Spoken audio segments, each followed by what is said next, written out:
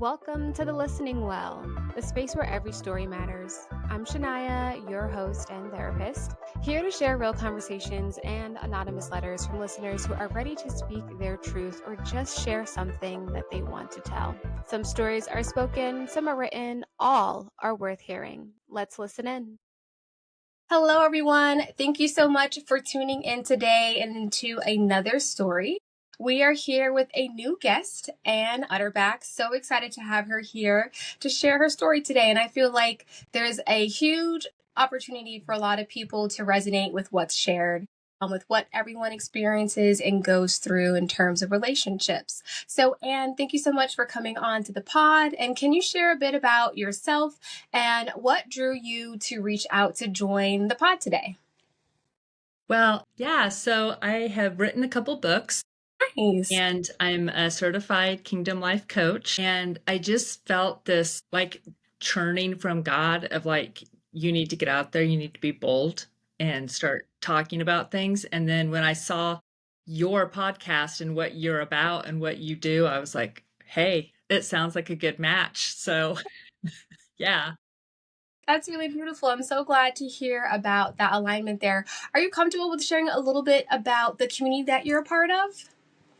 Absolutely. The main thing that has really started to speak to me is my husband unexpectedly moved out Okay. in August of 22.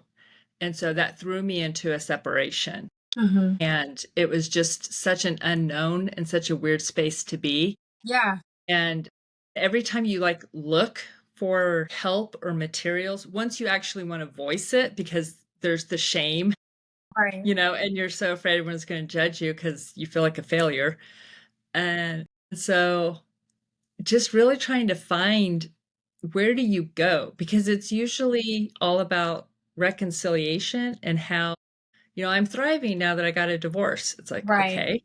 Or divorce care, but I didn't want that to be in the forefront. Like, I didn't want someone to like pin me in one of those buckets Mm-hmm. because one, it's so shocking. And two, it's like, I wanted to fight for my marriage. And so I wanted to make sure that the voices that were coming into me were not persuading me to go one way or the other. Right. That makes a lot of sense. So that prompted me to write my second book, Separated, Not Divorced. My husband moved out. Now what? Okay. And That's quite all the that, title. yeah, all that is like things that I did. Like, Mm-hmm. what did I do the moment when it happened? And so it's just that practical guide. And the main things are, to be honest, when it happened, the first thing I did when he walked out the door was I went and I poured out all my alcohol Okay. and I just got it out of the house because I knew that it would be a temptation for me. Mm-hmm.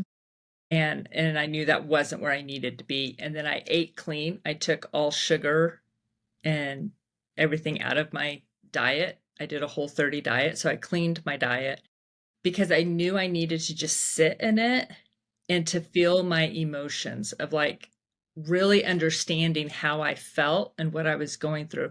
Plus, our boys still lived at home Okay. with me. I had one in high school and one that had graduated. And so I couldn't be this emotional mess. Okay. Yeah, there's that.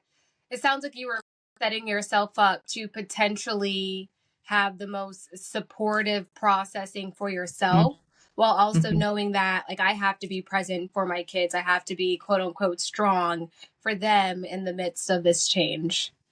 Yes. And the thing is to be honest, they knew Hmm. because I was away at a work retreat. And so he planned to move out while I was gone. So he moved out. And so I was the last one to know. Right. Okay. Okay. That's So pretty that just cool. added to the shock. Yeah. And saying that your kids knew, is there any inkling of like how they felt, like seeing, like knowing that you were away at a work trip and kind of potentially seeing what this preparation looks like from their dad to exit and then he's just like exiting.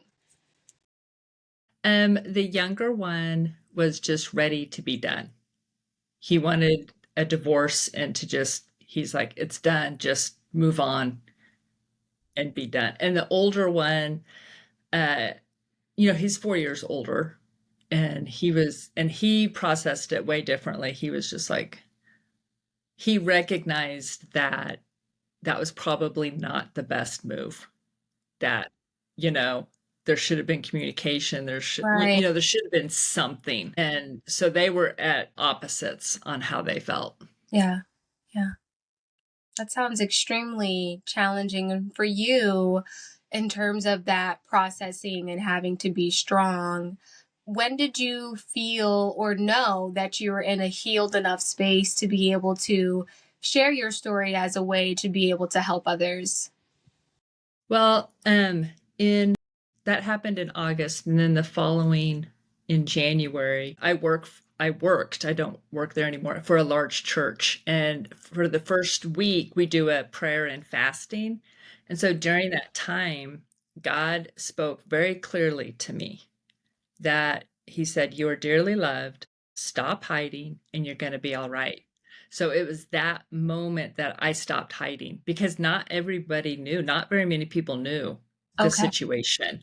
And that had been 6 months. So I was hiding all of the stuff. Of course, my close friends knew. But other than that, I kept it to myself, because I felt like there was such a stigma and a shame Yeah. to the situation. And that's when I realized, God's like, you're not shameful.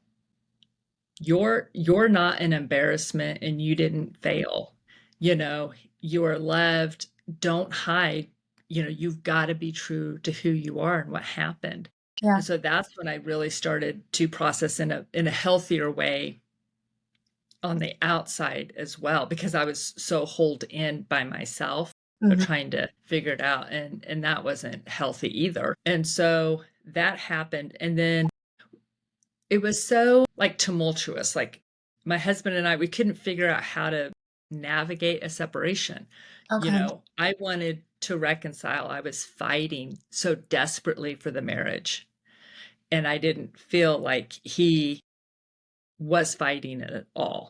Hmm.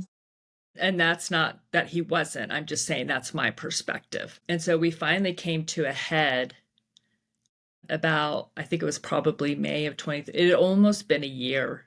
Okay. And we came to a head, and he was like, I'm done. I'm just done. And I said, okay. I said, but I think we need to see each other.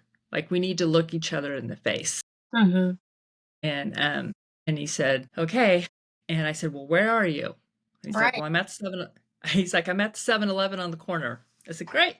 I'll be right there.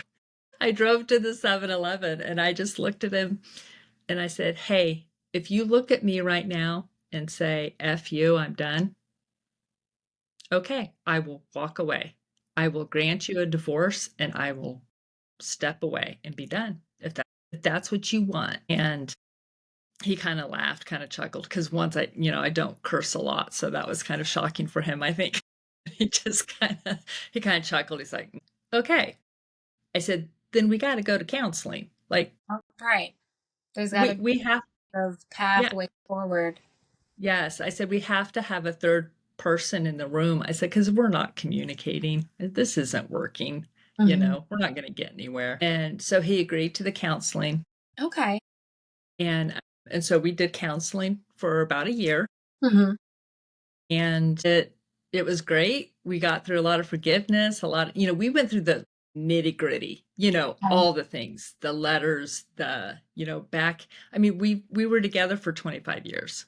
Hmm. So we went back to the dating, It's even hard to have that conversation of like, hey, like we need someone to help us navigate this, and then to be present and go through that process. That's really hard to do. Yeah. Yeah. And we stuck with it. And then it just kind of, I, I think in my mind, I started to see things more clearly.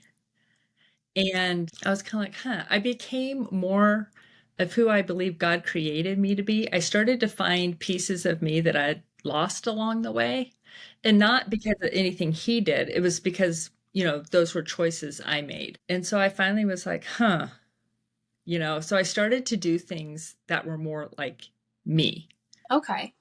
like going out with friends, learning new things that I like. I started to dance again. I love music. Okay. And so I started to just be my goofy self that Yeah. I had hidden away, you know? And so Like it's just, more joy into life. Yeah. yes. Yeah. And I finally just started to be more me. Mhm. And I started to notice that as I became more me and started to be more like vocal, like, yeah, that doesn't work for me. No, I'm like, you know, I started to see like this divide, this Oh. separation started to become more, and it didn't bother me. Mhm.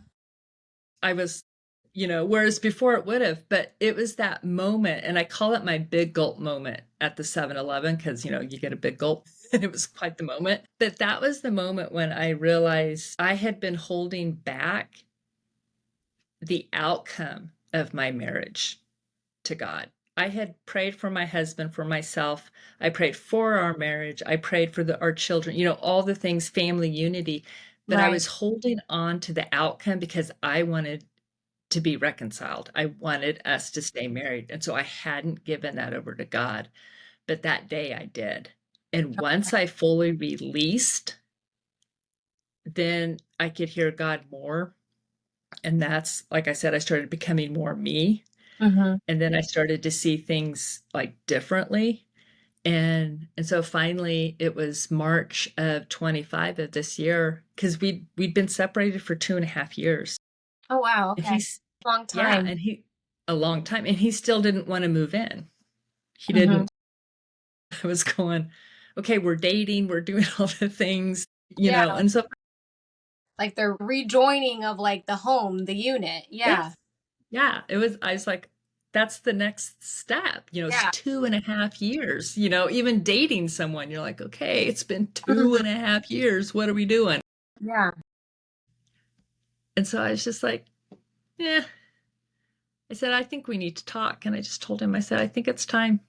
I think it's time we go our separate ways. And how was that for? And I'm sorry, I didn't hear you say that again. No, it's okay. And how was that for him? Like, what was his reaction to that? Where, like, previously he was the person to kind of initiate this process, not well, not with any communication, but initiate the process, and then to go through this like potential reconvening recovery period, and then getting to a point where you're now saying like, "Hey, I don't know if this is working out."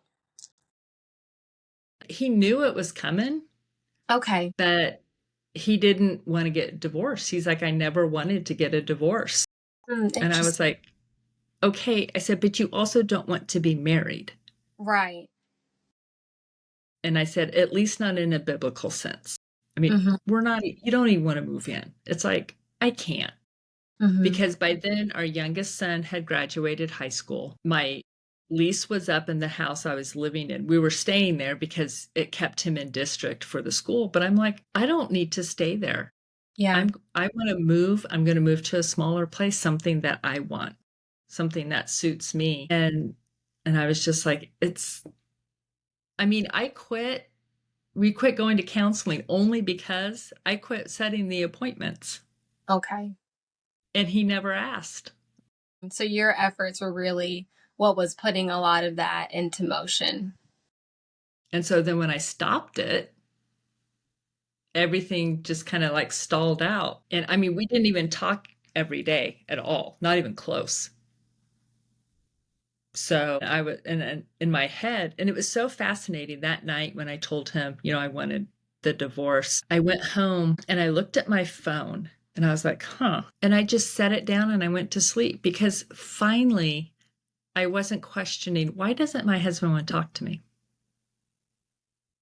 I was able, it was like this anxiety and stress that I'd been carrying around Yeah, absolutely. I can all imagine. those, yeah, it just went whoop. And I was like, he doesn't need to contact me because we're getting a divorce. So, Yeah. and so for me, it really became like a freeing thing. We're still in the process. We're at the tail end. We're almost done. Okay. Yeah, yeah, we're almost there. And we've done it amicably. There's no fighting.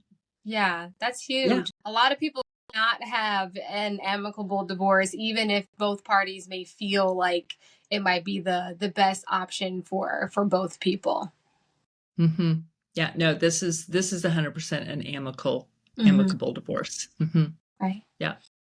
And like, what do things like what does life look like for you, like as an author, someone who has been, using their story to share with others for them to feel seen, feel heard, and also your guidebook to be able to be a legitimate support to people. Like, what does life look like after all of that?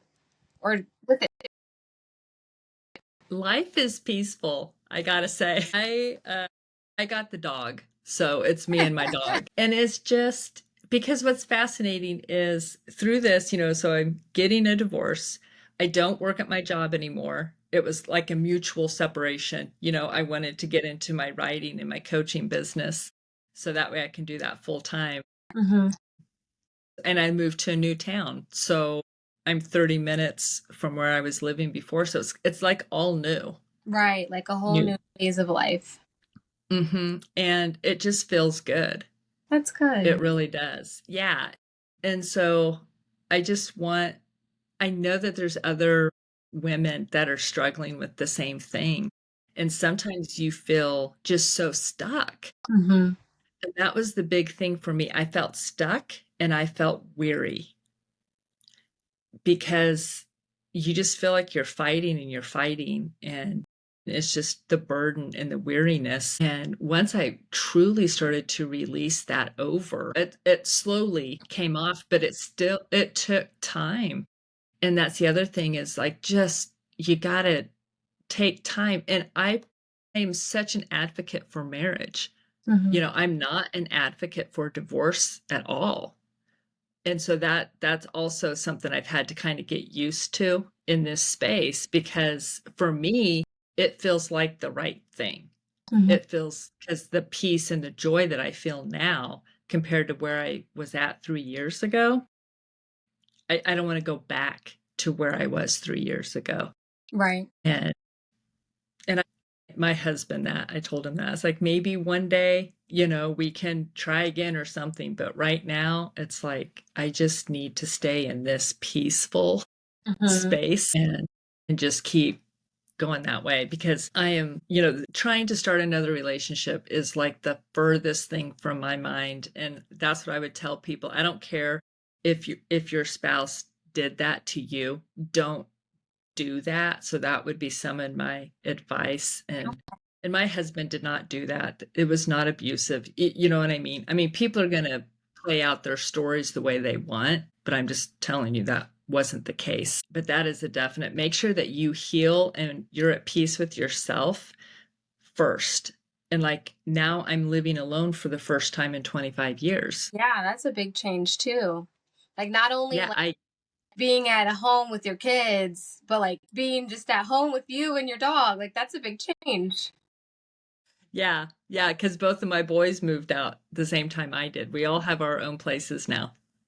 And Okay. so, yeah, so it's great. They're doing great. They're, Good. awesome, thriving adults. And yeah, so I was like, I have to be okay with me and just being at peace with me for a while. Right. Because if I add anyone to that mix, all I'm doing is bringing in my garbage to them, and that's not fair. Yeah. And so make sure that you can really navigate life solo Hmm. before you think about starting another relationship. Putting yourself out there. Yeah. I think that's really great Yeah. advice. And can you share a little bit about your coaching business and what type of, support you provide to the community? What type of people could really benefit from your services? Yeah. So my first book that I wrote in January of 21 is Retrain Your Brain.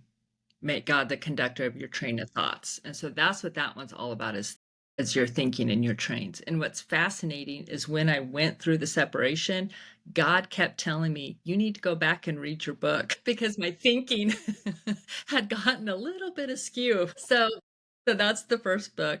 And so I do a coaching program for people who struggle with negative thinking. Okay. or get distracted, like overthinking, Mm-hmm. grief. I help people through grief. I've lost my oldest sister, my older brother, and my dad all to cancer. Oh, okay. So I understand the grief process and what that does. And so those are two, that's one key area is that. And then the other area, of course, is separation. If you find yourself in a separation or a divorce, how can I help you navigate that journey in a healthy way as best you can? Mm-hmm. And then I also just do basic coaching. My focus really is like me, women my age, and that's empty nesting age. I'm 53, so that just tells you that, the young 50s. I'm going through menopause. I'm having a hot flash right now. Yay. So that age, and just help you through those major life transitions. Yeah, I think a lot Like of people breakup. don't think about that, like the empty nesting piece, and then like the fact that focus on negative, like thinking and processing and bringing up grief and that. I think like grief and that connection with going through separation are like really intertwined. So the fact that you do, both of those focuses is really great.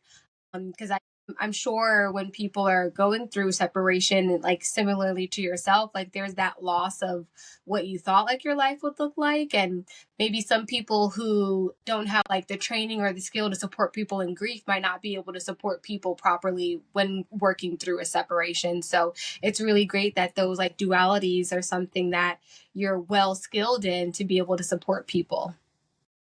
Yeah. And I can throw this out there too. I was also raped in college. And so I have that piece as well, the healing from abuse, Mm-hmm. because that can hinder your growth if you Absolutely. can't like process that. And so that's another piece that I add to the mix with all of that. And then being a kingdom life coach, it's structured around God. It's structured around your health and your wealth and your relationships. And it's just really trying to figure out what's your next best step. Yeah. Because when you're in that phase, like you said, you got all this going on. And a lot of times when the kids are out of the house or your husband's starting to retire, you're both just kind of looking at each other like, okay, what are we doing? So it's helping people navigate that space of Yeah. like, okay, you're still young, you got a lot of life left. So now what's your next best step? Yeah, that's huge. I don't think I've ever come across like a resource or like a community space, something that has been tailored to like that phase of life specifically. So I think that that's just really huge and great that you're providing that. I mean, really filling in that gap there because at some point, like any parent, like odds are like that's something that you're going to experience. And I'm sure the information out there is probably really limited because I feel like at a certain point in life people start to not focus about the importance of the problems that you're experiencing for whatever reason. So Uh-huh. I appreciate you for making yourself available to be able to support people in that way.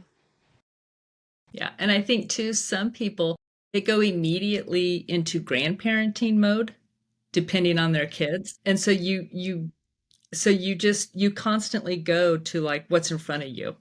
Yeah. Like that's where your focus is what's right in front of you. And sometimes there's a little bit more that God's wanting to do in your life if you just kind of you can still grandparent obviously, but sometimes there might be a little something more and you don't just keep, going.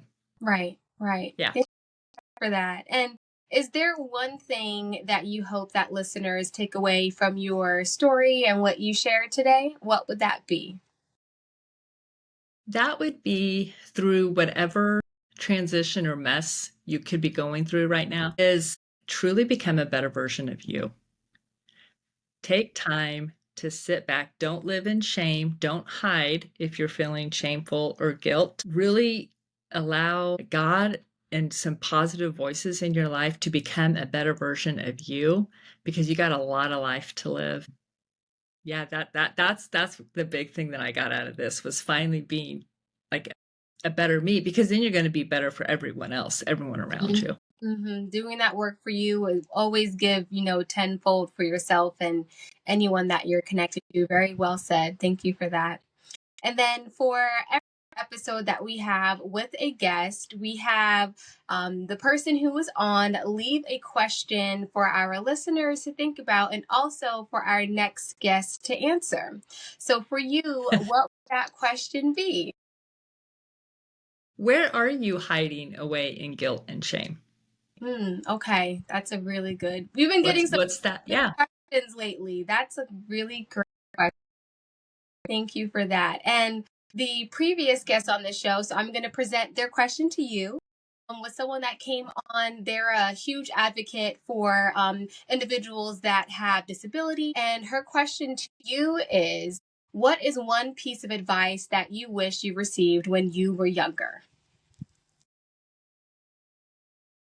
Don't sit in embarrassment. Oh, my face would get so red. And it was pride. Once I boiled down to it, I was so prideful. I had to be right. I couldn't be wrong. I had to be the fastest. All the things. Just, if you can just let go of the pride and make a mistake and be able to laugh about it and get back up, way better. And then don't laugh at others. Help others through that as well. Thank you. Well said. And I appreciate you so much for coming on to the show. If you can share a highlight about where folks can find you, get connected to you and your books. Yeah. My website is anneetters.com. Okay, perfect. And everything, all the information's on there, the coaching and the books. Nice. Great. We'll make sure that that is linked in the show notes. And then we also keep like a running list of all the books that are recommended on the show. So we'll be sure to link that up there too. And something that I like to ask is if there are any books that you would recommend for our listeners to maybe check out and read in addition to yours. Man, I'm trying to think of, recently just finished, I'll do the latest one I read, is the Let Them book by Mel Robbins. Okay. That was one that my sister recommended, and it helps you to just go, let them be them, like you be you, like that, and not, because sometimes we try and change people so much, and it's like, have expectations for it should be. Yes, and just, yep. So yeah, I just finished that one. Nice.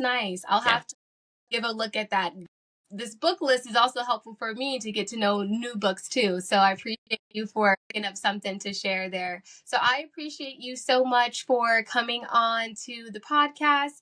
And I hope that everyone is able to take something from what Anne shared here today. If you're someone who is experiencing grief, challenging negative thoughts, or going through a separation, please be sure to check out our show notes so that you can get connected with Anne to receive some support. That is a very limited resource. So I hope that you do check out what she has to provide. Thank you so much again for coming on today. Thank you so much for having me. I loved it. Likewise. Hi, everyone. So as usual, this is our reflection time, our reflection piece after we've just heard a new story. We just finished listening to Anne's story, and she was so transparent and vulnerable to share about a phase of life that so many people don't really talk about or don't really share about. I know that we all know the percentage that 50% of marriages usually do end up in divorce, but I feel like we ever really hear about what those stories look like. I couldn't imagine what it was like, what it must have been like to come home and find that your partner is no longer there. And then especially to kind of go through that process of reconnecting, and then at the end of the day, finding out through loving yourself, finding worth within yourself, that this person just isn't the right person to continue life with. And that's a really huge thing to come to terms with. And then even more so to share your story, put yourself out there in hopes to help other people feel seen and feel connected to and supported. The resources that she provides is really pivotal and amazing and needed. As someone who has experienced loss myself, I lost my grandma a few years ago, and it is still something to be processed for me. So if you're someone who is dealing with grief or just like phases of life, transitions of life like she shared, I do highly encourage you to check out Anne's website. She shared that she also has a YouTube. We had a chance to touch base after the recording. But she shared that she also has a YouTube, which is specifically for folks who are experiencing separation. So if you're someone who might not be able to afford to utilize her coaching services, it sounds like that would be a great free option to still be able to have some guidance to be able to work through the phase of life that you're in.